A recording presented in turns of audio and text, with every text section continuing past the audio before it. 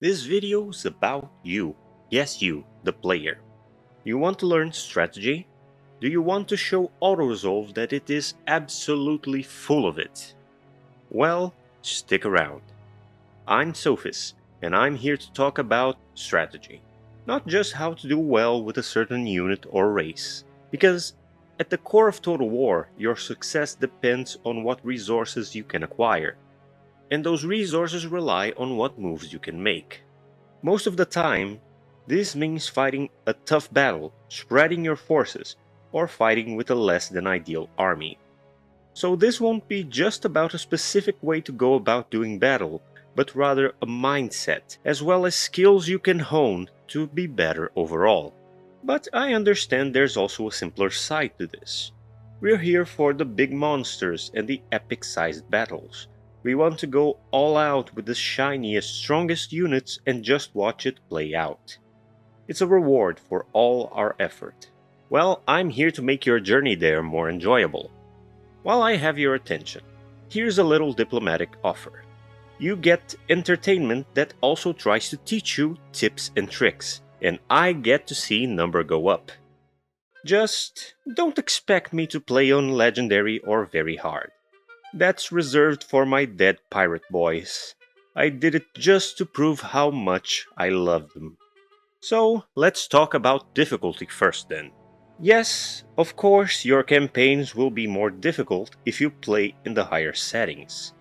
But jumping right in isn't ideal. You wouldn't just jump into a treadmill going at full speed. In higher difficulties, some units and army compositions become less viable.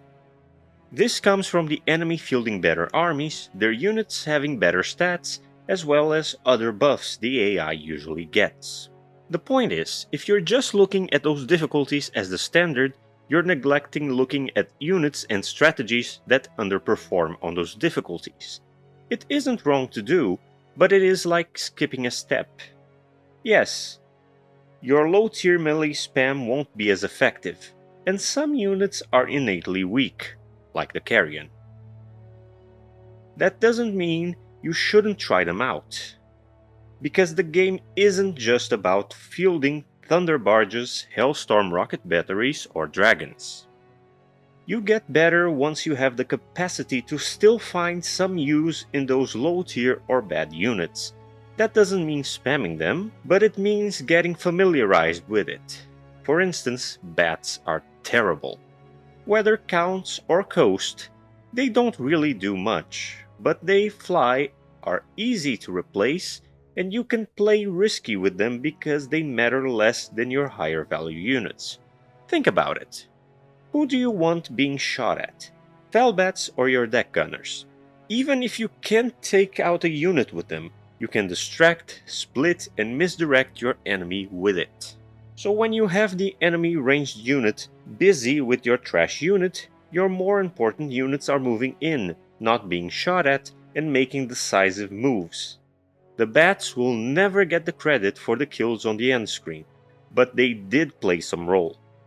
And yes, in higher difficulties that strategy won't do much at all. Odds are, even weak archers will be rid of them in an instant. But that's besides the point. The point is you knowing that unit's potential. Because who knows, maybe it is all you can recruit, or it's part of a garrison, part of a confederation army. Odds are at some point you will be handed bad units by the game while playing a campaign and will have to improvise. And knowing what to do with what you're given is what will decide if you'll win in the long run. True mastery comes out of winning a fight in a bad situation. Now let's talk about honor. I know a big point of contention is in doing things that seem like abusing the system of the game or exploiting the AI being stupid. But you know something? Humans are also stupid. If you look back to history, there's definitely things that will leave you scratching your head as to how they happened. And throwing all your infantry at the heavily fortified enemy city just because it's the right thing to do is utterly foolish. You know reserves are a thing, right? That in sieges, the attackers made camps and sometimes even fortifications of their own. The point is, the AI will always be flawed. Even if an optimal strategy is found, cheesed, then patched, people will still find ways to succeed. It's just a matter of trying to minimize your losses whilst maximizing the enemies. So please, throw away the notion that anything other than throwing all of your force at the enemy is wrong. Is it truly wrong of me to not send my Norscan marauders up a wall to fight against the much more qualified Exalted Plague Bearers? Them doing nothing preserves the balance of power, better than them killing a third of the enemy before being wiped out. Now that we've addressed that, let's talk terrain. Siege maps, ambush maps, land battles, they all vary wildly in quality and optimal strategy. If your enemy is uphill and your army is pretty much just melee, you'll have to bite the bullet and go for it. But you can do so smartly. It doesn't have to be my line meets their line. Use maneuvers like concentration of force, putting all your best at one point of the formation to win that engagement quickly, while the rest of your army holds out. Look at what they have lined up and try to put counters in front of them, or mirror the formation of the enemy to nullify it. If you have good micro, split your forces. Some maps have lots of trees, which favor ambushing units or melee while punishing cavalry and ranged. If your army is composed of the latter, try and scout out for possible clearings, even if it is outside of the starting green zone.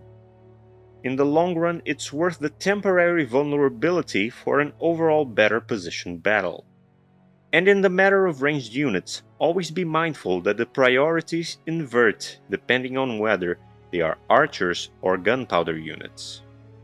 For archer units, it's best for the army to be positioned uphill, and they can safely fire from behind the front line, punishing the approaching foes with ease.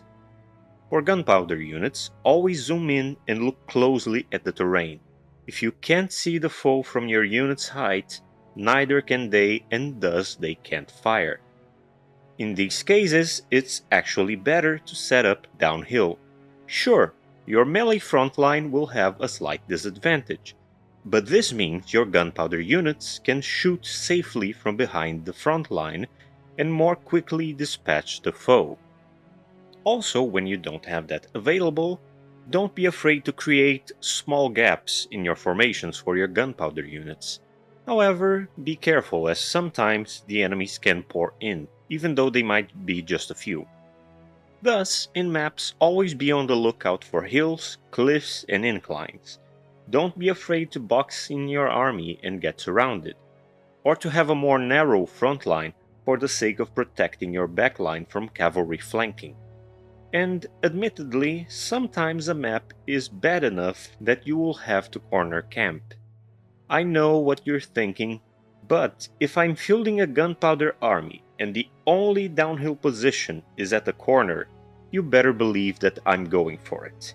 Yes, it'll have other benefits that aren't intended, but I'm not setting up a box formation elsewhere just for honor's sake. Now let's look over formations. With melee armies, I've mentioned some of it already when we were talking terrain. Honestly, there's a lot of great historical sources of different formations and tricks you can do with army movement to surround, protect, or break the enemy. It'd be very extensive to go over each, but I'm happy to say Total War is a good enough simulation that I've seen them work. Personally, I mostly go for the concentration of force or the oblique attack, counting on part of your army to hold their ground while the other part is very clearly winning the engagement. This allows for a cascading effect that is more useful than the zero sum of having lots of equal matchups on both sides. When you've got a ranged army, your options broaden. You could take a defensive position, but that depends on whether you outrange the foe or not. Artillery or mages that can fire with impunity from afar can coax the enemy into moving towards you rather than stay and wait. If your ranged units heavily outranged their own units, you could do it with them as well, but just be mindful that the enemy does not outpace said units, otherwise they're very likely to be sacrificed just for this strategy. Which gets us to another point. Speed is king. If you have the fastest units in a map, granted that map isn't terribly small, you have the power to split the enemy force. Use your fast cavalry or land your flyers to try and kite part of the enemy army, so that the enemy trickles into your army, giving every single unit more time to dish out damage and deal with the enemy, since they won't be as occupied compared to when the enemy rushes in full force. Even if you don't have a dedicated cavalry, even if it's just a single unit that does not make much of a killing on their own, they contribute by allowing the rest of the army to do so. Then of course comes the complications of the fantasy setting. Flying units, monsters, magic.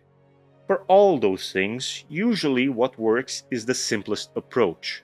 Focus on them. Without the wizard, there is no magic. Without the flyers, your formations can't be ignored. Without the monsters, the rest of the army is easier pickings. I mean really. The best you can do for magic in the meantime is to try and trick the enemy into misusing it. With flyers, the same distraction tactic as I've mentioned apply. Either have your army deal with the flyers first, or have them dealt with after.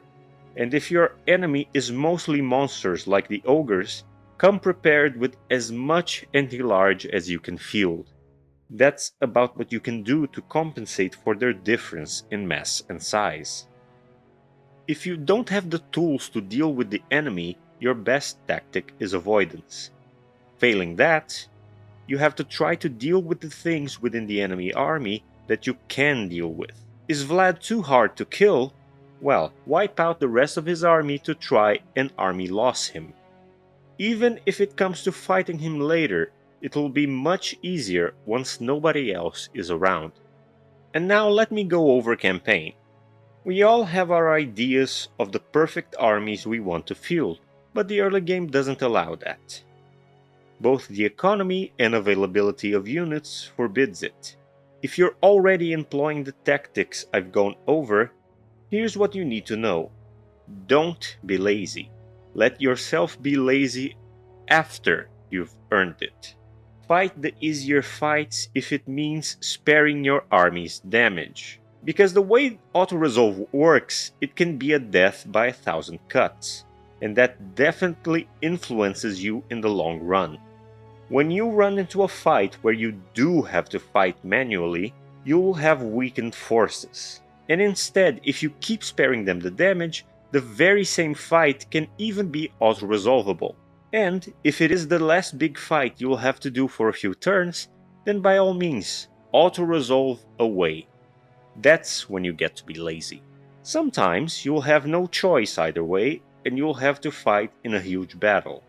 Because those battles are natural barriers that prevent you from succeeding too much in your campaign, and keep you on the same level of things around you. But if you have the troops in good condition, and if you're willing to put in the massive effort to win them, the world will open up for you. For instance, taking this dark fortress, swung open the doors to the west for Archaon, and took out a threat to his expansion in one swoop. Other times, it's easier but not obvious. Like this scenario with Wissenland and Null. There was a crossroads. To the north, Vlad with his army at full power. To the south, a weaker army led by a generic lord. You would think, Vlad's the tough battle that will open up the way for me. Once he lost his primary army, all of this will be easy pickings. Sadly, that's a mistaken conclusion. The right option is to go for the easier fight. Vlad's army, terrifying as it may be, is at full power and potential. It will never get anything other than experience.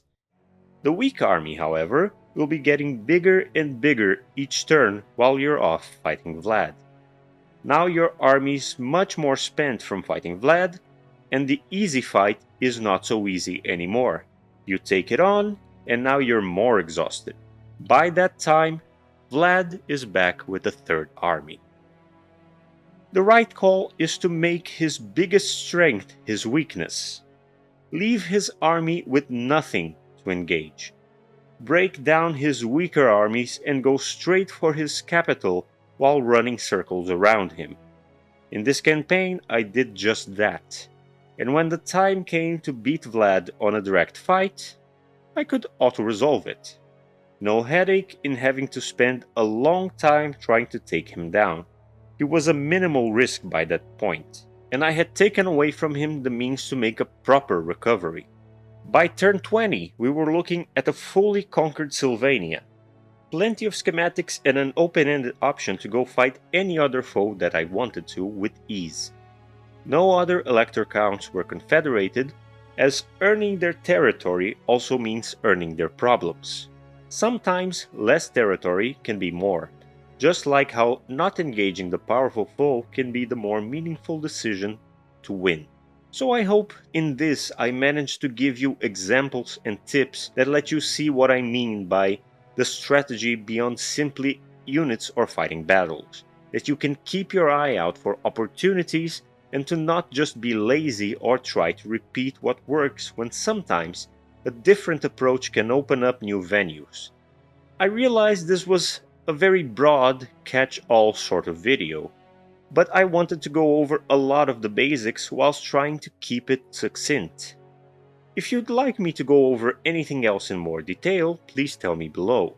I'm glad to keep making these sort of videos or even make more in-depth ones as long as people enjoy them.